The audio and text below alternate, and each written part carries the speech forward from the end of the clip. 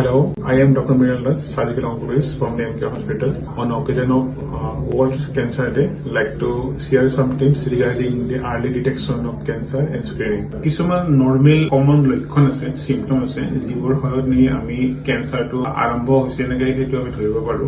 ইচ্ছা নকৰাকৈ আনৱান্টেড যদি ৱেট লছ হয় আৰু অতি কম সময়ৰ ভিতৰতে হয়, যদি আমাৰ পাৰ্চিষ্টেন্ট ফেটিক মানে খুব বিশেষ কাম নকৰে ভাগৰ লাগি থাকে, যদি আমাৰ শৰীৰত কোনো এটা অংশত বডিৰ যিকোনো ঠাইত যদি এটা টেমুনা নাইবা লাম হৈছে যিটো নেকি দিনে দিনে বাঢ়ি গৈ আছে, যদি আমাৰ ভইচ চেঞ্জ আছে, বহু দিনৰ পৰা কনষ্টিপেশ্যন হৈ আছে, য'ত নেকি আমাৰ নৰ্মেল কনষ্টিপেশ্যনৰ দৰৱ খালে আমাৰ ভাল হোৱা নাই, ইৰেগুলাৰ যদি ব্লিডিং হৈ থাকে আৰু যদি আমাৰ শৰীৰত কোনোবা অংশত এটা আলচাৰ আছে, ঘা যিটো নেকি বহু দিনৰ পৰা আমি ট্ৰিটমেণ্ট কৰাটো যদি শুকাই যোৱা নাই, এইবোৰ আচলতে কি হয় প্ৰাৰম্ভিক কেঞ্চাৰৰ লক্ষণ হ'ব পাৰে।